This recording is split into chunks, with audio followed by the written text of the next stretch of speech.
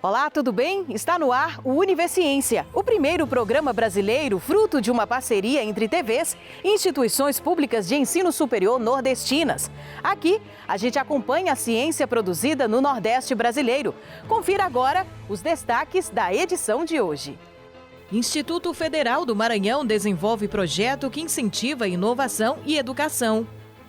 Cientistas da Universidade Estadual do Piauí estudam a presença dos memes nos livros didáticos. E ainda, pesquisa feita pela Universidade Estadual do Sudoeste da Bahia mostra a importância da responsabilidade com os animais.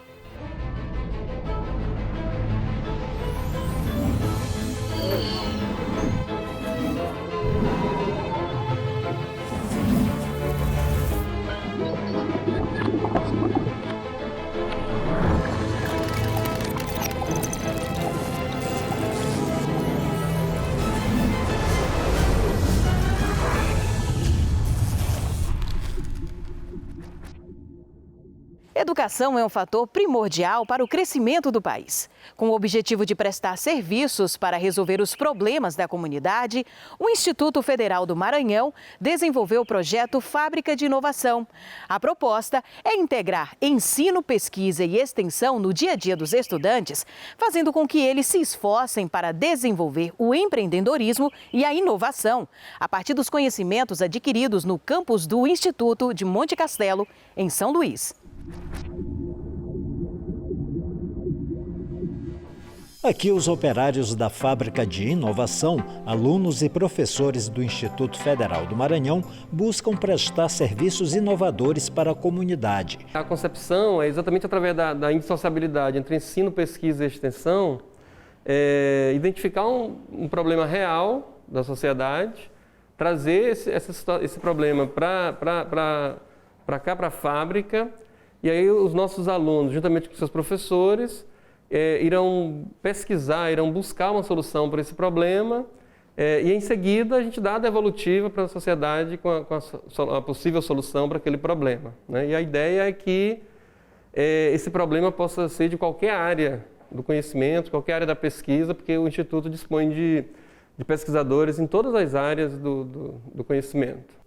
A fábrica nasceu em 2017 por meio de edital aprovado entre outros projetos do Nordeste, o que levou o Maranhão a atuar junto com instituições internacionais, a exemplo da Finlândia, que desenvolveu o projeto La Passion, uma das diretrizes metodológicas desenvolvidas até hoje. A gente trabalhou em cima das demandas relacionadas ao IDH do Maranhão. No nosso caso, era para melhorar a experiência turística de São Luís, né? A gente desenvolveu a ideia de um aplicativo que melhorava a experiência turística do Maranhão. E foi fantástico trabalhar. A gente coletou informação, conversou com as pessoas na rua, conversou com a Secretaria do Turismo daqui de São Luís e foi um trabalho muito incrível. Com a pandemia, houve uma certa paralisação nas atividades. Mesmo assim, hoje já são 7 unidades inauguradas, uma na capital e 6 no interior. Na aplicação dos conhecimentos adquiridos, alunos e sociedade só têm a ganhar. Eu me senti muito bem, porque primeiro, nós sabíamos como lidar com o problema, nós sabíamos desde o começo o que nós estaríamos enfrentando, isso, claro, alinhado junto com a equipe aqui do IFA Monte Castelo, que nos deu total auxílio, e junto com a FIEMA nós aplicamos essa metodologia e trouxemos aí ótimos resultados. O projeto Fábrica de Inovação já conta também com a parceria das empresas. Em parceria com a Vale do Rio Doce, né, que é o controle do acesso aos pátios de estocagem, né? Então a gente está fazendo uma ferramenta que controla o acesso, né, dos funcionários da Vale dentro de um pátio ou em um pátio específico, né? Então eles precisam desse monitoramento até por questões de segurança, né? Então a gente está desenvolvendo esse protótipo, né, dessa ferramenta. E projetos como o de promoção de vendas das rendeiras do município de Raposa, na área metropolitana de São Luís, atendem às demandas sociais da comunidade. Nós usamos uma metodologia que considera primeiramente as questões sociais dos grupos onde estamos resolvendo o problema. Então nós vamos diretamente para o local onde as rendeiras vendem os seus produtos entender a cultura do local onde elas moram e depois trazer os problemas delas e tentar resolver a partir da tecnologia, só isso já vem sendo uma grande experiência para mim. As empresas podem agendar uma visita à fábrica. Existem demandas sociais, existem demandas que as próprias empresas podem recorrer à fábrica e através do site nosso, que é o inova.ifma.edu.br, eles podem cadastrar uma demanda e dizer, olha, eu tenho esse problema e vocês podem resolver? E a fábrica, o pessoal vai analisar se pode e a melhor forma de fazer isso. E no próximo bloco a gente confere. Os memes se tornaram objeto de pesquisa de uma universidade e já existe até um museu sobre eles. A gente volta já já.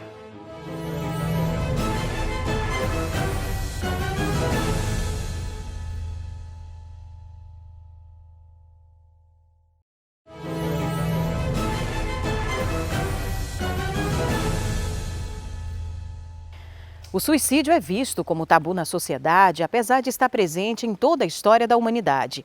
Uma pesquisa realizada pelo Departamento de Serviço Social da Universidade Federal de Sergipe busca não apenas entender o ato, mas a partir dos estudos realizados, encontrar caminhos para a prevenção. A pesquisa ela é intitulada como Tentativas de Suicídio. É o terceiro PIBIC que nós fazemos sobre tentativa de suicídio e suicídio. São eventos que eles têm uma similaridade. E o terceiro PIBIC nós tivemos 2 planos de trabalho. Um que foi sobre tentativas de suicídio no Brasil e o segundo sobre as correlações entre automutilações e tentativas de suicídio. A nossa pesquisa ela teve como objetivo principal analisar qual era o perfil das pessoas que tentavam suicídio aqui no Brasil. Para isso a gente utilizou o Sinan, ele é uma plataforma do DataSUS, e lá nós pesquisamos algumas variáveis como sexo, escolaridade, faixa etária, o perfil da vítima, o local que ela mais tentava o suicídio, a região do Brasil, o meio que ela mais utilizava. E para isso a gente coletou esses dados nós analisamos posteriormente a partir de alguns autores que se pautam nessa perspectiva, né? O que chamou nossa atenção foi a questão dos índices. O sexo feminino ele tentou suicídio com a frequência muito maior que os homens. Só que os homens, por sua vez, eles cometem suicídios consumados com maior frequência que as mulheres. Sobre a questão da raça-cor, houve predomínio da raça branca e parda. Sobre a escolaridade, pessoas da 5ª à 8ª série completa do ensino fundamental e também do ensino médio incompleto. A minha pesquisa se tratava sobre as automutilações no processo das tentativas de suicídio. Foi utilizado a plataforma DataSUS e o Sistema Nacional de Agravo de Notificações do Sinan, né, que é o principal plataforma hoje que se encontra esses casos. A automutilação se coloca como uma válvula de escape para eles se livrarem por um certo momento daquela dor psíquica e passe para uma dor física. Essa campanha do Setembro Amarelo, ela é louvável, né? Todas as campanhas de prevenção são louváveis.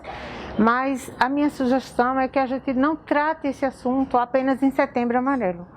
Setembro Amarelo a gente evidencie, né? É o mês dedicado à prevenção do suicídio.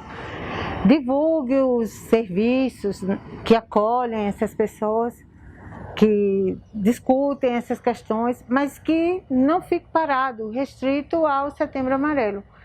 E outra questão também que eu acho que merece muito destaque é se tratar as pessoas que estão envolvidas nos episódios de suicídio, no caso as famílias, os amigos, o convívio dessas pessoas, né? Quando elas cometem suicídio ou quando elas tentam, para que a gente possa ter um trabalho de base, as famosas redes de apoio que a gente tanto discute no serviço social.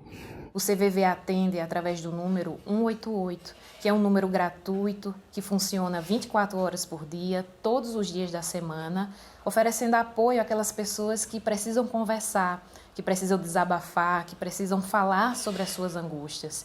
E é dessa forma, conversando, ouvindo, com empatia, com respeito, que nós iremos cada vez mais mudar os números de suicídio no nosso país. Então, se você está precisando conversar, ligue para o CVV, ligue 188.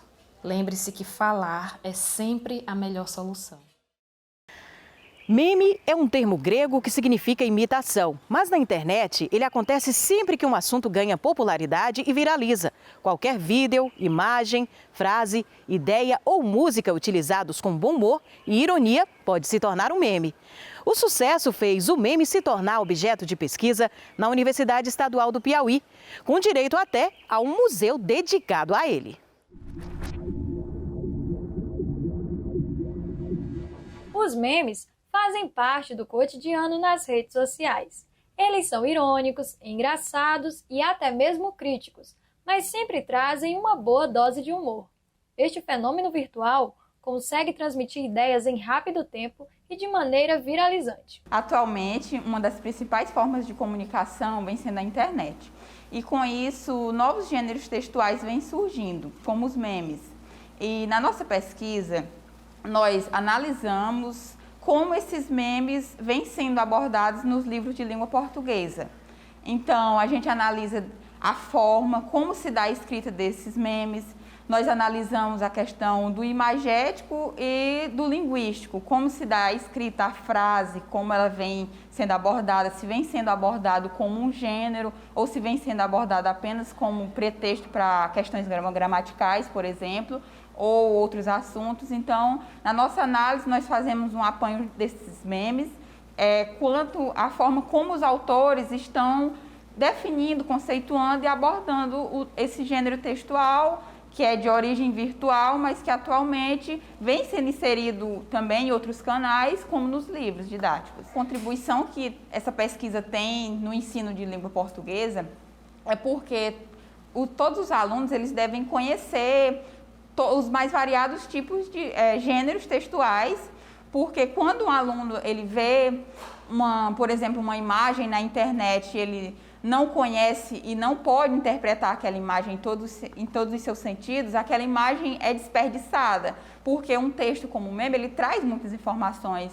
Então, a gente apresentar o meme na sala de aula como sendo um gênero é importante para a questão da bagagem cultural, o aluno se desenvolver até na escrita, na leitura. Na nossa pesquisa estamos investigando como levar isso para a sala de aula, como investigar esse gênero de texto que tem circulado hoje cada vez mais na internet para poder refletir sobre vários elementos, vários fatores linguísticos possíveis de ser estudado a partir dele. Os memes também fazem parte do contexto regional. É o caso da página Suricate Ceboso, que mostra os costumes e as tradições do Nordeste brasileiro, e que, inclusive, foi objeto de pesquisa da estudante Alana dos Santos. A ideia da pesquisa sobre os memes veio a partir da minha identificação e também que a análise do discurso é uma área que estuda diversos tipos de materiais, tanto visuais, linguísticos, literários, audiovisuais. Eu me identifico muito com os memes de Suricate, pela cultura nordestina, pelas imagens, pelas linguagens ali materializadas. E aí a gente escolheu essa materialidade por ativar vários estereótipos e por mobilizar várias culturas, tanto a cultura nordestina, fazendo aí uma ponte para com as culturas não nordestinas, os discursos materializados nos memes, tanto materializados no imagético como no linguístico, que esses discursos promovem.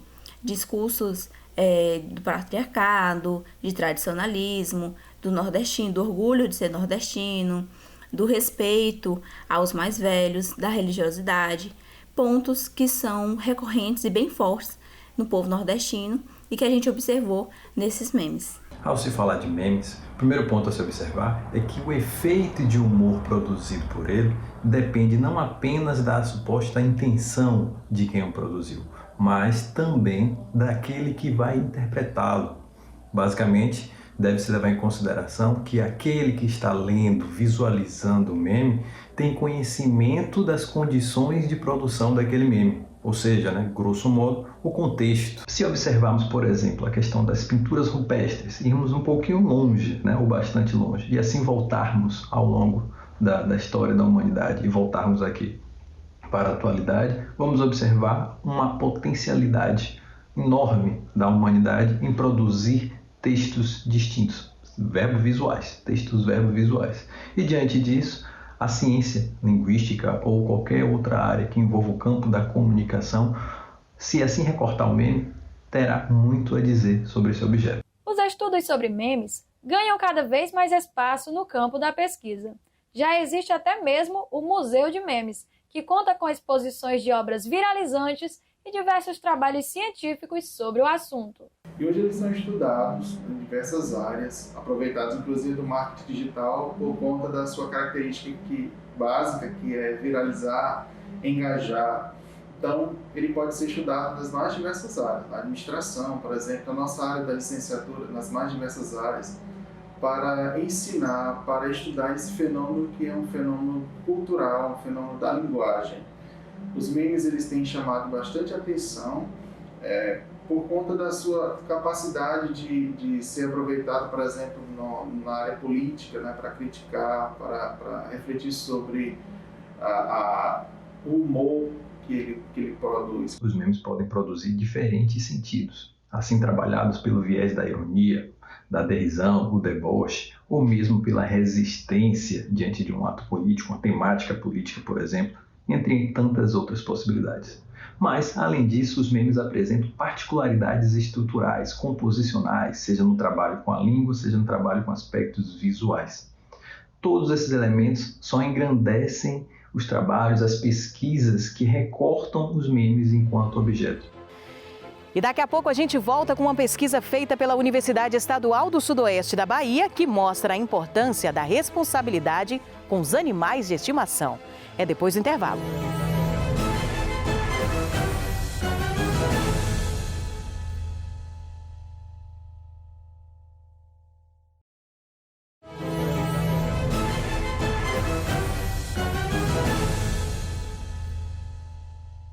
Crianças e pets são uma mistura cativante e envolvente. Mas é preciso desenvolver o senso de responsabilidade, de cuidado com os animais desde cedo. Um estudo com crianças de uma escola pública de Vitória da Conquista, no sudoeste da Bahia, ensinou sobre o respeito e a responsabilidade com os animais. Mais do que amor, a pesquisa tratou sobre saúde coletiva. O projeto surgiu como um requisito mesmo para o mestrado em ensino. Então, precisava desenvolver um projeto. E aí, conversando com minha orientadora, Gabriele, a gente foi definindo um tema. E aí, o ensino do respeito aos animais surgiu. Então, o projeto ele foi uma pesquisa e intervenção. Então, nós fomos à escola, nós levamos esta ideia, desenvolvemos o trabalho e nós avaliamos o resultado. Então, além de ter um resultado positivo para a sociedade, também foi necessário, desenvolver essa pesquisa para a dissertação do mestrado. É uma pesquisa e intervenção, o nosso tema é o respeito aos animais. Então, primariamente, a gente foi à escola para a gente conhecer o que os estudantes sabiam sobre este tema. Então, nós determinamos algumas turmas para fazer a pesquisa. Nós fizemos uma sondagem de conhecimentos para ver o que as crianças pensavam sobre isso, sabiam sobre isso. Baseado nisso, nós fizemos uma sequência de atividades, uma sequência didática. E em cada encontro, nós desenvolvemos algumas atividades sobre o assunto. E ao final dessa sequência, nós também desenvolvemos outras atividades para avaliar todo o processo de aprendizagem que aconteceu durante esse caminho. A gente observa pelo tamanho do nosso município, o número de animais nas ruas, em bairros periféricos, no centro da cidade e a falta de um centro de controle de zoonoses. Então, até o momento, nós não temos um CCZ. E pior, nós temos setores da Prefeitura, da Secretaria de Saúde vinculados a um controle, mas não tem nenhuma atividade educativa nas escolas. Então, o que a gente pensou?